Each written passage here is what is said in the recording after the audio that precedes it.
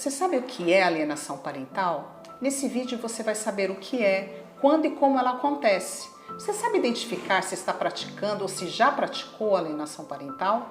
Veja agora no canal Direito e Tal.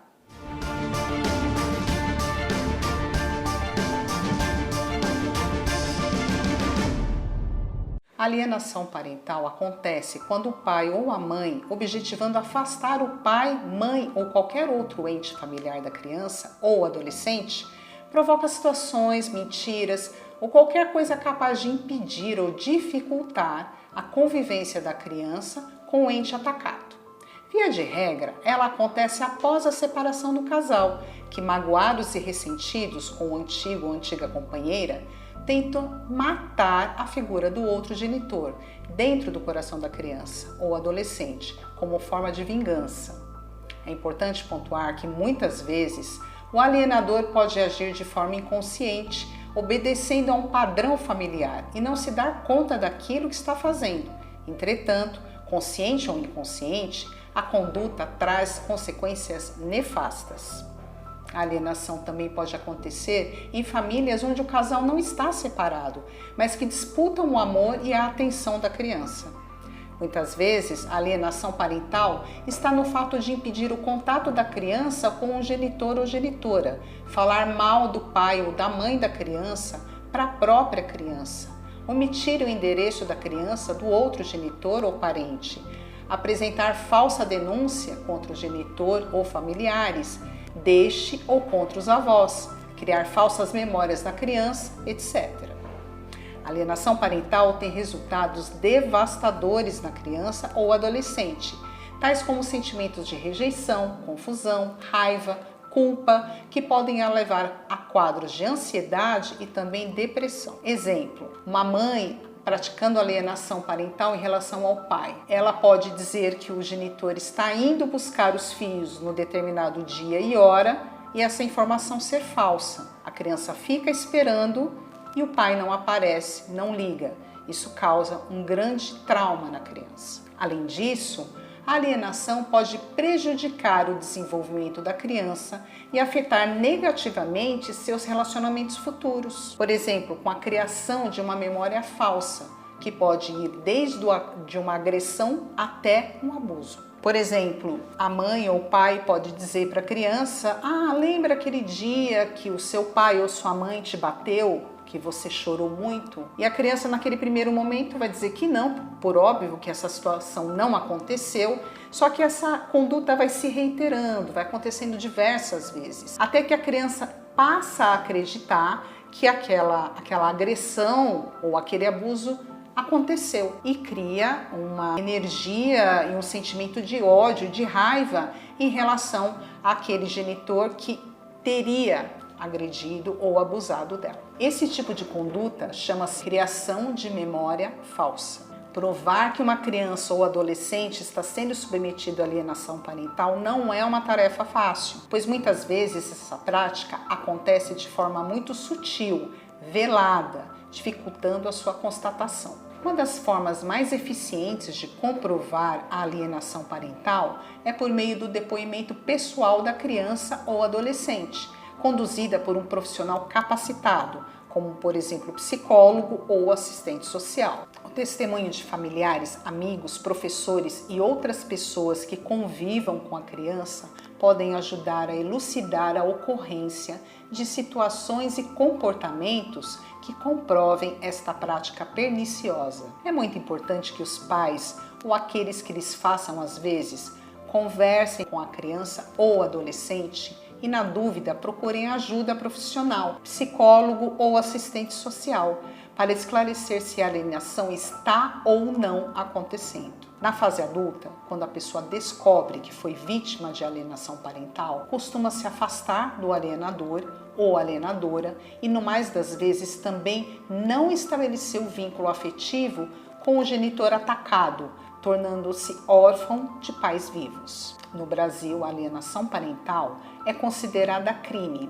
A Lei número 12.318 traz o conceito de alienação parental. O artigo 2º diz: considera-se ato de alienação parental a interferência na formação psicológica da criança ou do adolescente, promovida ou induzida por um dos genitores, pelos avós ou pelos que tenham a criança ou adolescente sob sua autoridade, guarda ou vigilância, para que repudie genitor ou que cause prejuízo ao estabelecimento ou à manutenção de vínculos com este. O parágrafo único do artigo 2º traz alguns exemplos de alienação parental.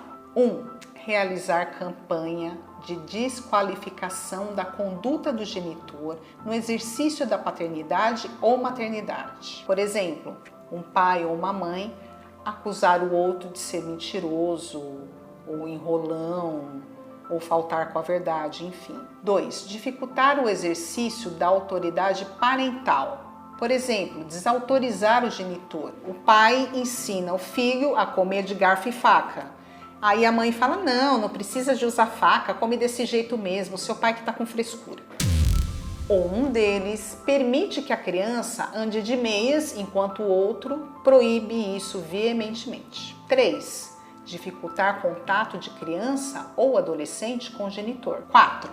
Dificultar o exercício do direito regulamentado de convivência familiar. Por exemplo, existe um termo que foi firmado em juízo dessa convivência, dos termos dessa convivência, e o genitor dificulta ou atrapalha de forma que essa convivência não aconteça. 5. Omitir deliberadamente o genitor ou genitora informações pessoais relevantes sobre a criança ou adolescente, inclusive escolares, médicas e alterações de endereço. Por exemplo, mudar-se de casa, de estado, sem avisar o outro genitor, levando a criança consigo. Mudar a criança de escola ou, de repente, alguma ocorrência na escola e não comunicar ao outro genitor. 6. Apresentar falsa denúncia contra genitor, contra familiares deste ou contra avós, para obstar ou dificultar a convivência deles com a criança ou adolescente. 7. Mudar o domicílio para local distante, sem justificativa, visando dificultar a convivência da criança ou adolescente com outro genitor, com familiares deste ou com avós. É importante lembrar que a prática da alienação parental fere direito fundamental da criança ou do adolescente de convivência familiar saudável, prejudica a realização de afeto nas relações com o genitor e com o grupo familiar, constitui abuso moral contra a criança ou adolescente e de descumprimento dos deveres inerentes à autoridade parental ou decorrentes de tutela ou guarda. Ao primeiro sinal de alienação parental, é fundamental exercitar a autoobservação.